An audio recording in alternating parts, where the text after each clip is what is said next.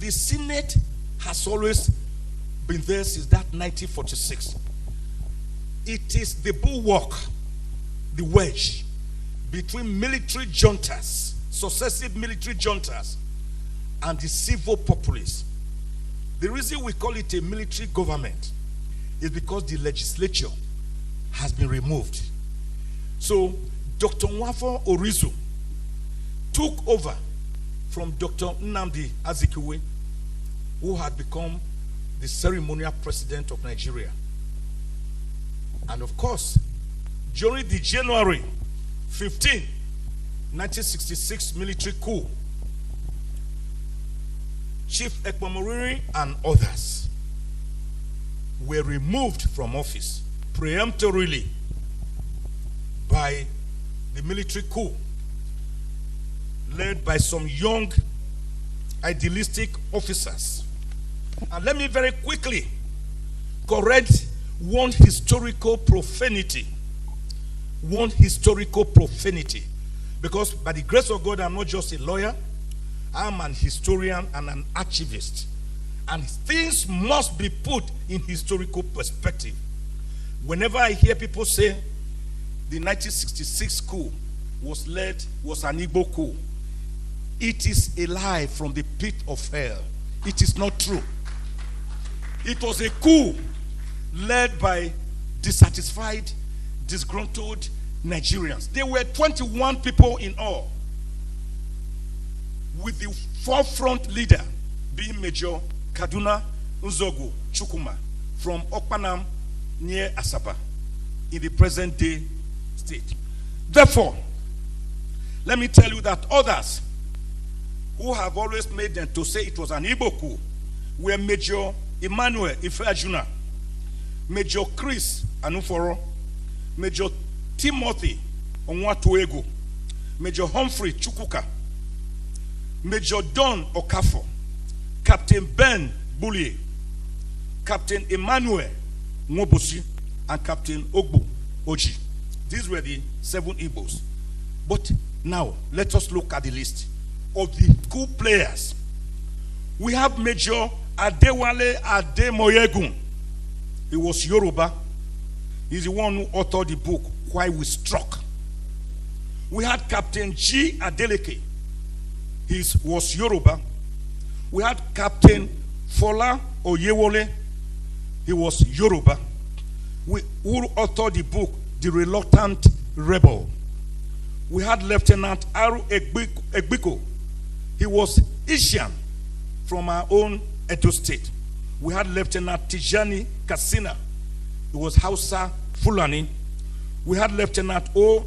Olafe Miyo, Yoruba. We had Captain Gibson Jalo. He was of the Middle Belt. We had Lieutenant Hope Harris Egaga. He was an Urobo man. We had Lieutenant Dag Waribori. He was an Ijoman.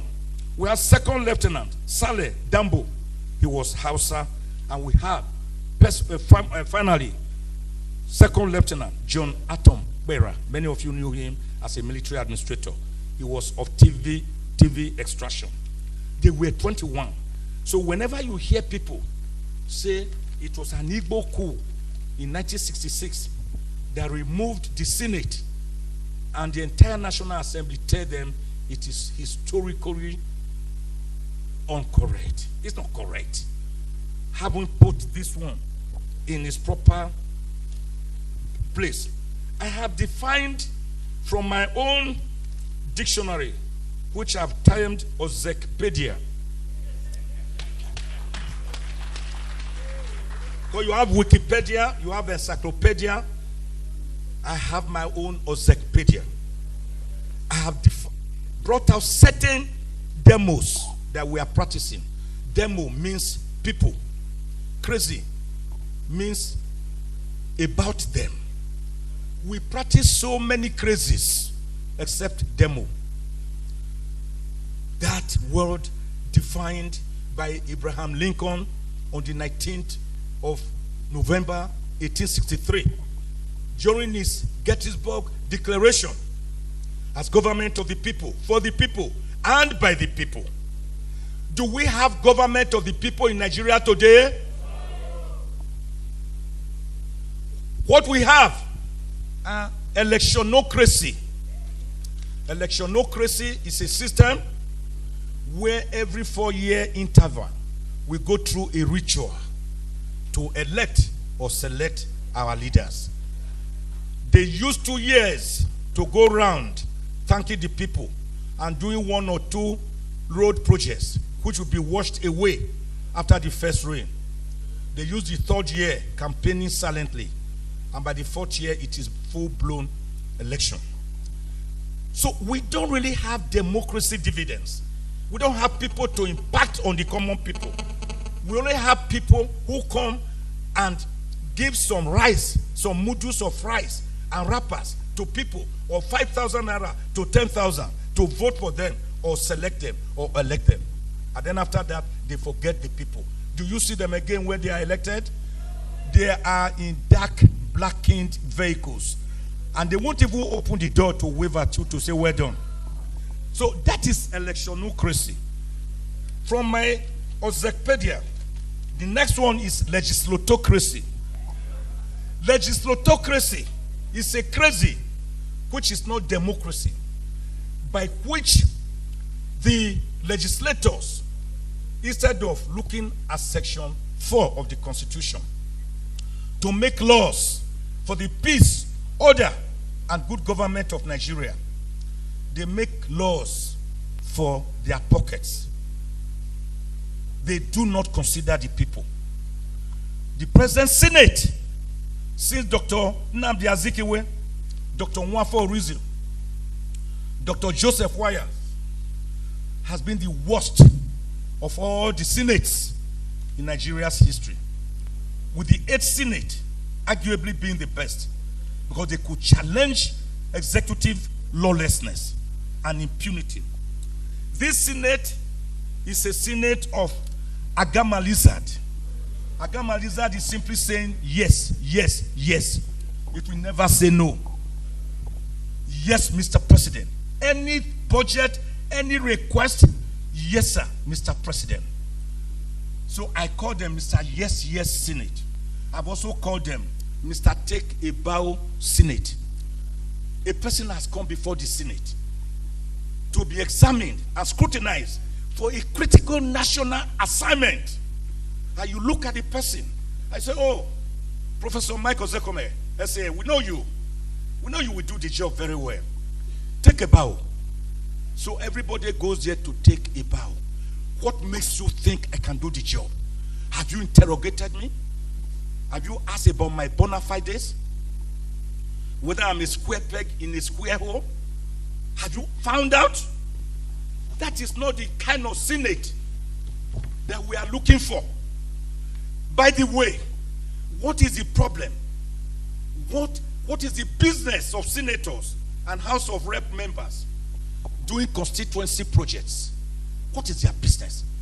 Their job is to make laws for the peace, order, and good government of Nigeria. Is there Section 4 of the Constitution? There's nowhere they mention constituency. So it is the system that corrupts us, and power corrupts, and absolute power corrupts absolutely. So we cannot have a Senate, instead of getting concerned about oversight functions under sections 88 and 89 of the Constitution, to hold the executive and even the judiciary accountable. You have senators, when ministers come and members of the DMAs, they ask them, what do you have for us? So if their budget, for example, is going to be 500 billion, they must build in that for the legislators. That budget of 5 billion will become about 700 to 800 billion. No country grows like that. No country. By the way, if you look at section 63 of the 1999 Constitution, the National Assembly is to sit for no less than 180 days. That means 6 months in a year. That is why you see many legislators engaging in business contrary to constitutional provisions that they should not, except farming. The reason is that they have much time in their hands. All you need to do is to schedule your time and make sure you have sat for 6 months in a year. Then in such a case, have recommended again and again, what do we need a full-blown National Assembly for? What do we need 109 senators for? What do we need 360 members of the House of Representatives for? All of them constituting a drain pipe on our national treasury. I do not see. Thank you. I do not see why it cannot be enough for 3 senators to represent a state, 1 for each senatorial district, to take care of the people something. If you want, scrap the Senate, let the House of Reps stay. Or you scrap the House of Reps and let the Senate stay. The alternative, there's an option. The option is let them sit on part-time basis and collect only honorarium, sitting allowance. If you have legislators taking sitting allowance, then you will find that it is those who are really ready to serve Nigeria. People like Senator Oyofo, for example, who was already a guru in the oil business. He left. He wanted to serve his people. He didn't go there to go and eat money, and no corruption case was ever filed against him. If you make it part-time, you will now see real patriots come out to serve Nigeria. You will no longer see everybody killing himself or herself to go to the center. By the way, we are not practicing federalism. We are practicing a unitary system of government where the entire 67 items on the exclusive legislative list are more in favor of the federal government against states and local governments. What is the business of federal government with marriage? Do you know that your marriage, your relationship between you and your wife is governed by an act of parliament, the Marriage Act? In other words, how you dissolve your marriage, how you marry, how you have children, it is the business of the federal government. A matter that should actually concern not even a state, but a local government. What is the business of the federal government? We've been a monopolist of electricity when I should be allowed to generate electricity in my house. Go to Abuad, Afe Babalola University, where I presented the 10th convocation lecture on the 20th of October last year. They generate their own electricity up to 5 megawatts. Wow, what is your business, federal government? With this, with railways, that you are the only one who can construct a railway. What happens to Edo State if the government decides to construct one from Ijukwe, my village, through Agenebode, up to Okbula? Why should you stop it? So these problems are endemic and systemic. So we have a National Assembly, and particularly a Senate, that has been corrupted by the system and by the executive, that has become afraid of its own shadow. This government is on its way going out. I'm just writing an article now. I will put it out today. I titled it, Our Leaders, the Ephemerality of Power. Go to James, 2 James. It's a power. It's like a bubble. You pinch it and it goes. It vanishes. Ecclesiastics. Nothing lasts forever. Even life itself. Shakespeare. Life is but a walking shadow. A poor player that frets and struts his hour upon the stage and is heard no more.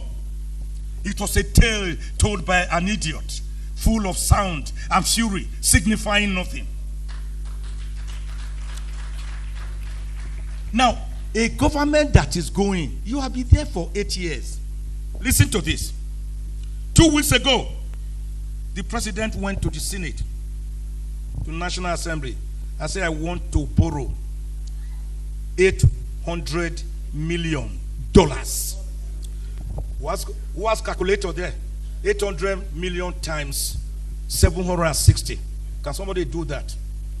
800 million. 800. They put 60 times 760. That is what the Buhari administration told the Senate 2 weeks ago. They want, Senate said, Mr. Yes, Senate. Mr. Yes, sir. Senate said, approved. To do what with that money? In the twilight of your going, they have just approved over 400 billion. They say payment of judgment debts. Who are the judgment creditors? Have you not seen the judgment creditors in the last 8 years? These are parting gifts for the boys. Nobody is deceived. If everybody is, I am not. Then the same president went to the Senate 3 weeks ago. I said, we want to borrow.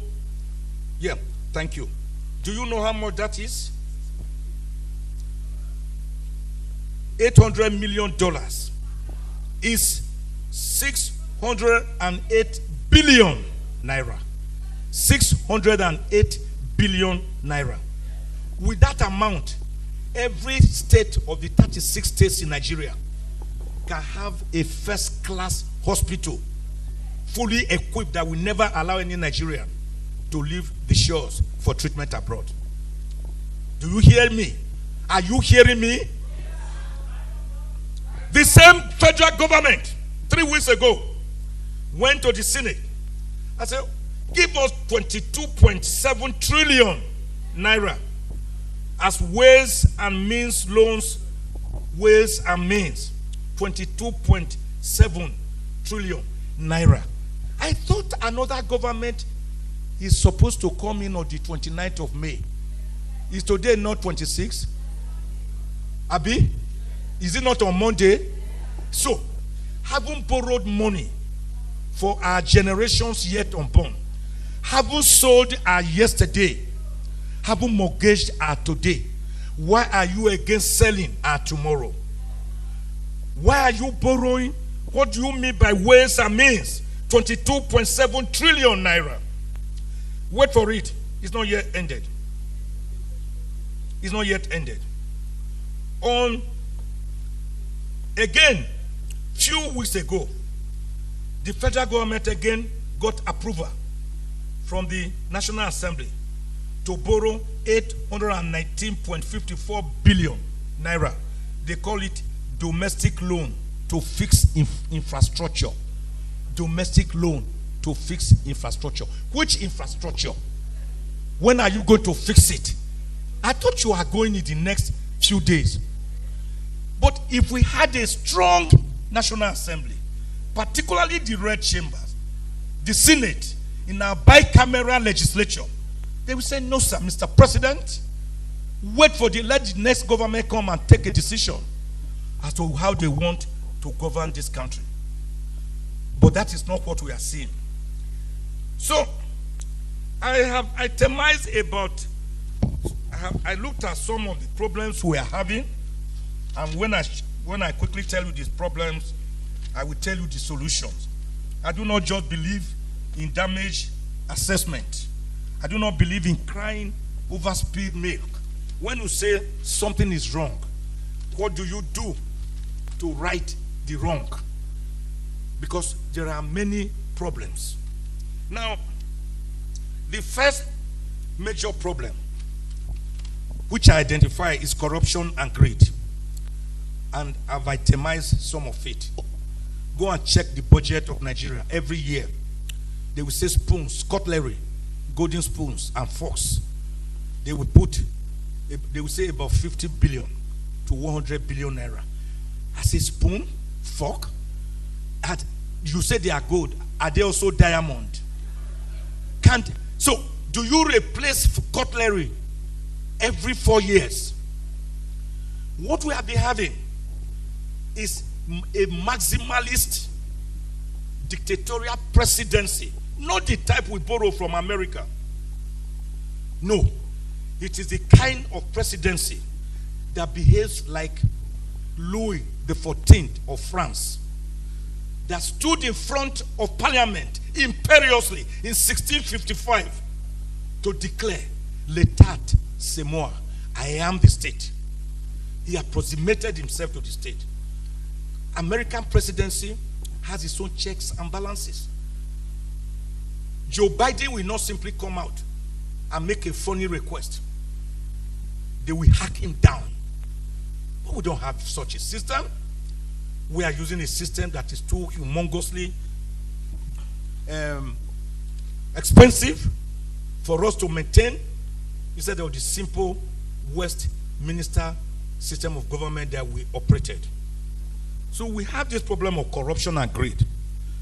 We have ethnicity and religious sentiments always befuddling us. Ethnicity, you already know. Religious sentiments, you already know. Professor Onigo Otite, in his demographic survey of Nigeria, said Nigeria has 374 ethnic groups that speak over 350 languages. I tell people, I am from Wepa Wano, ethnic nationality, and Ozekhome. From Ozekhome, I'm of Edoid origin. If you talk about 374 ethnic groups in Nigeria, Ozekhome is one of these 374 ethnic groups. Why do you just simply equate Nigeria to the Hausas, Fulanis, the Yorubas, and the Igbos, and you feel you have finished with Nigeria? That is why we can't move. Because we are standing Nigeria on a tripod. A tripod is not balanced. If you look at Nigeria from the prism of 3 ethnic groups, what happened to the other 371 ethnic groups? Do you think God created me as an Ozekhome person to be subjugated, to be dominated, to be oppressed, to be repressed, to be suppressed, to be marginalized by any other ethnic group? God couldn't have been that naive. He's an almighty God. He doesn't make mistakes. I'm proud to be an Ozekhome person. I don't want to be a Yoruba man. I don't want to be an Igbo man. I don't want to be a Hausa man. I don't want to be Fulani man. I'm not Bagi. I'm not TV. I'm not Idoma. I'm not Igala. I'm not Ogoni. I'm an Ozekhome man. Until we start respecting ourselves, we will not move anywhere. I have executive interference here. I've already talked about that. I have here truancy and absence from legislative duty. I've touched on that. The egocentric nature of the legislature that made them to query Prince Tony Momo in 1983 to come and disclose the source of information, and he said he will not. Of course, he went to court and he won the case. May Tony Momo so rest in our journal, Fidelity. I've also prepared some solutions here. I have a 54-page paper here. I've just decided to speak to it. I've already sent it to Chief Richard Lamai, which he can generously distribute for everyone here. And the solutions are for us to promote responsible governance and curbing legislative misuse of power. We must strengthen the rule of law.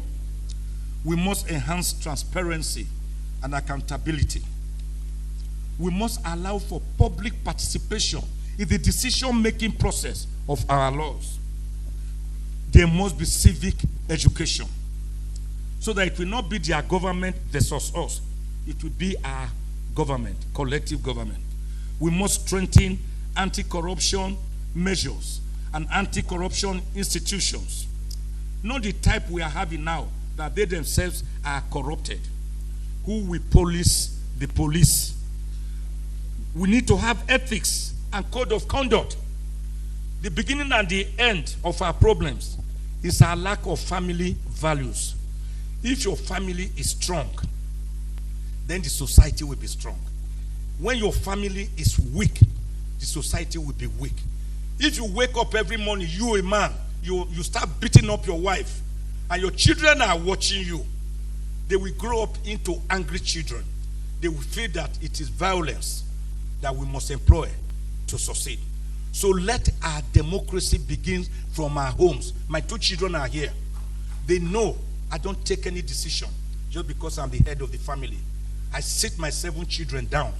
Those who are not physically available, we put them on WhatsApp video or virtual. Let us discuss this matter. How do we go? We will argue. Their mother will argue. I'm the umpire, but not like INEC. I'm very independent. I'm a very independent umpire. When they argue, 4 may vote for, 3 may vote against. If their mother refuses to vote and it's 3-3, then I have a casting vote. If we practice democracy from our homes, then we will know the value of democracy. We cannot now come and buy people over. So we must strengthen political parties. The political parties we are having now are not political parties. They are owned by some powerful individuals, some powerful politicians. Is that not correct? That's true. You all know now. Yes. Political parties, the chairman will be invited to the house of maybe the presidential candidate or the governorship candidate. He will be jumping up. How high do you want me to jump, sir? Then he say run. He say, how fast do you want me to run? Is it Usain Bolt? Do you want me to do? So we must strengthen political parties as vessels to midwife and strengthen and expand the plenitude and amplitude of democracy and democratic institutionalization. We must have capacity building. Of course, media, there must be freedom of movement and freedom, media freedom, freedom of the press, and civil society engagement. We must have long-term vision and planning for us to succeed. At the end of the day, as I round up, let me make this point clear. Until Nigeria goes back to the drawing board. Now listen to me and listen very carefully, which is my party shot. Until Nigeria goes back to the drawing board, to know that Nigeria today is afflicted by a major illness that is worse than leprosy. Until Nigeria decides to immerse herself in the River Jordan of our nationalism, like Naaman the leper, who dipped himself into River Jordan 7 times and became cleansed of his leprosy. Until we know that we are not practicing a people's constitution, but a militarily imposed constitution under the General Abdulsalami Abubakar government, which is actually Decree number 24 of 1999. Until we decide to engage ourselves, we talk, we discuss. Where are we coming from? Where are we? And where do we want to go from here? Which will lead to a people's constitution. A constitution that is autochthonous. A constitution that is homegrown. A constitution that is indigenous. A constitution that the people buy into and enjoys the legitimacy of the people. We will continue to waste time. So when Miss Flora Louisa Shaw, on the 8th of January 1897, was giving Nigeria her name, that area, Niger area, and she later married Lord Lugard, the man who on the 1st of January 1914 amalgamated the Southern Protectorate and Lagos Colony with the Northern Protectorate to found Nigeria. Until we know that we have problems, you cannot solve it. We have a proverb. If you have a boy and you are hiding it, it will develop into a gangrenous and incurable whitlow that can kill you. So, we must therefore go to brass tacks by having a people's constitution. The present constitution that you are amending, they have already amended it 4 times. They are trying the 5th one. Amendment plus amendment multiplied by amendment cannot solve it, because you cannot amend a bad product. If your house is cracking, You don't just go to the trees and cut off the branches. They will grow again, and the tap roots will increase. What do? You go to the tap roots, you go and uproot them.